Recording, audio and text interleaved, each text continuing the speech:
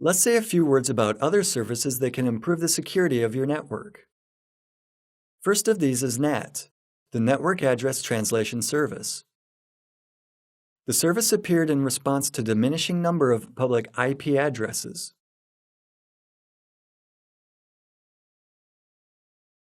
That's why in the IP version 4 networks, some of the following addresses are often used.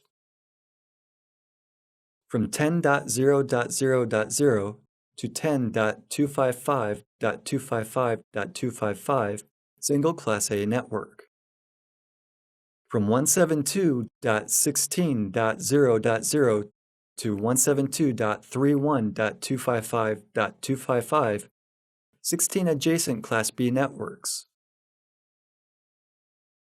From 192.168.0.0 to 192.168.255.255, 256 adjacent Class C networks.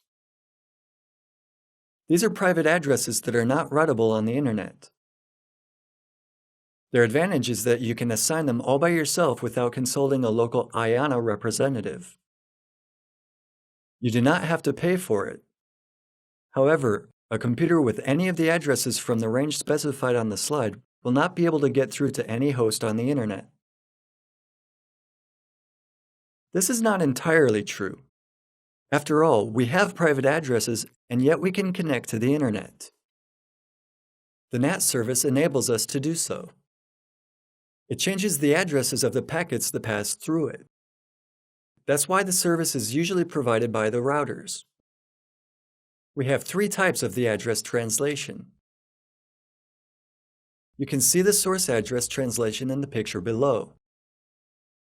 As you can see, the incoming address is changed into a public address. 192.168.0.1 from the IP address field is changed into, for example, 10.10.100.100. And that's how a packet makes its way to the Internet. The response will be directed to the NAT server, which will then forward it to the corresponding computer with the private address. However, this solution is rarely used. Destination address translation allows you to connect to a computer with a private address. It can act as, for an example, a web server from the outside, from the Internet. Most often used, however, is IP version 4 address masking.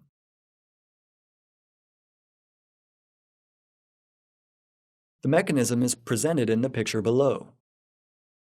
The entire pool of addresses is changed into one public address. The NAT server has a session history. The response, which will come to one public address, will be associated with a session established by a particular private computer. The response will be sent to this particular computer. Network address translation improves security of networks. All computers are treated as one computer with a single address.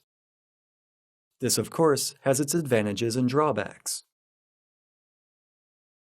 All communications between computers passes through the NAT server. It is not possible to get through to a computer with a private non-routable address from the outside.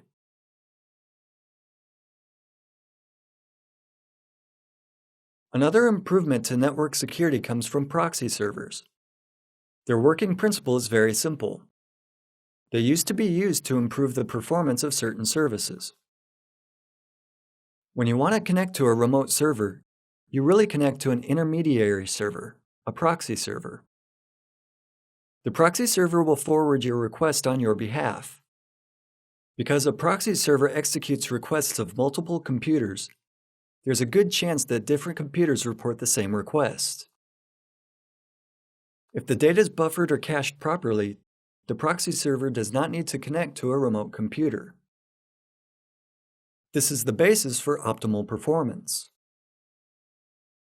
Since all requests of that type pass through a proxy server, the server administrator is able to filter requests. They can decide, for example, that certain websites can be visited while others may not. They can also decide that executable attachments may not be downloaded from the Internet.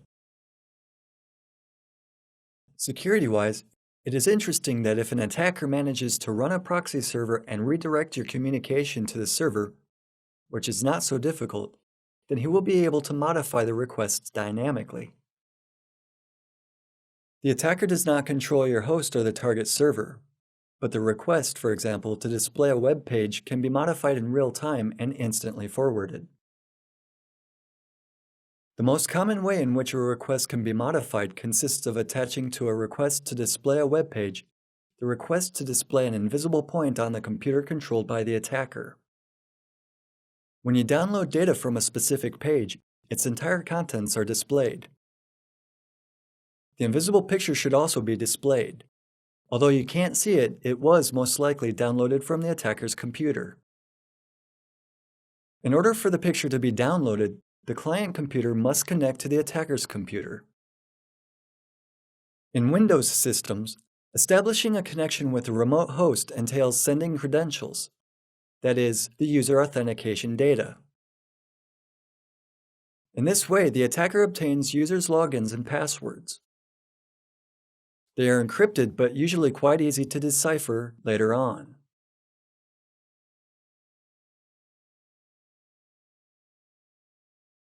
Now let's say a few words about remote access protocols and the network quarantine service. Today, when we're talking about the remote access, we usually mean VPN networks.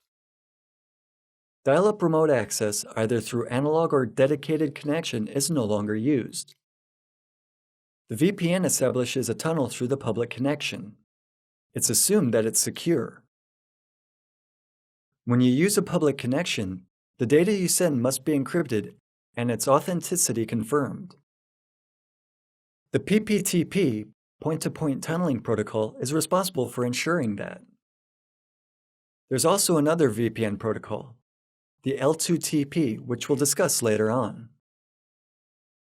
Apart from the implementation details of the PPTP, two things are important from the perspective of administrators. The PPTP, which is Microsoft's original product, is not universal. It works only on Microsoft systems and within the Microsoft environment. It is also considered to be less secure than the L2TP. The PPTP used to be easier to configure, but in newer versions of Windows, both protocols are equally easy to set up.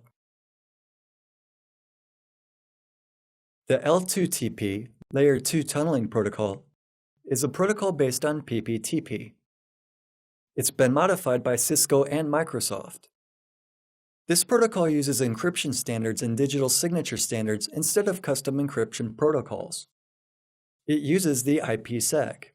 The L2TP enables the IPsec tunnel mode for the virtual network interface. That's all the protocol is required to do. It uses a TCP session for control. This created a problem for computers with private IP addresses. However, it was solved several years ago.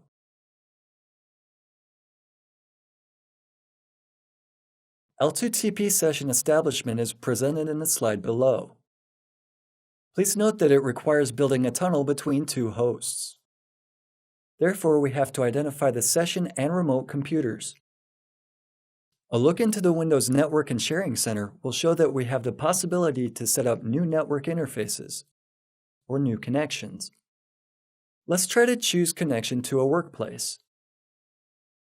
The VPN networks are designed for situations where the user is away from the physical location of the server that provides a certain service, an email server, file server, or network printer.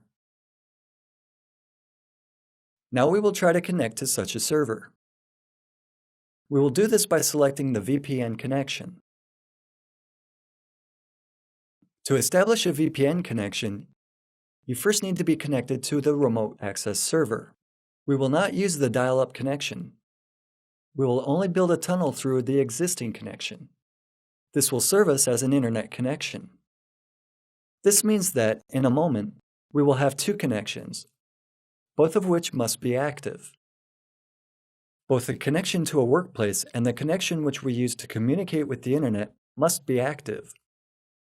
The connection to the corporate network will be encrypted and signed by the PPTP or the L2TP. Let's name our connection, for example, Test. We still have to enter the username and password. In the demonstration, both the username and the password will be tested.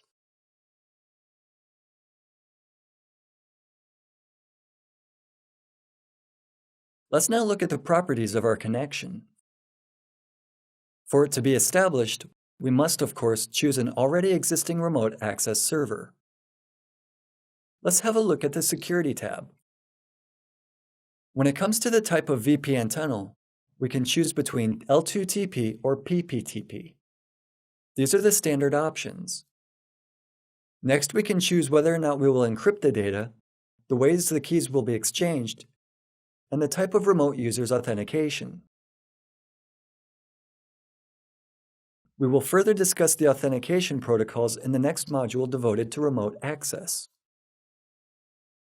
Setting up a tunnel consists of creating a connection, choosing the security protocol, choosing the security level, and choosing the way to authenticate the remote user.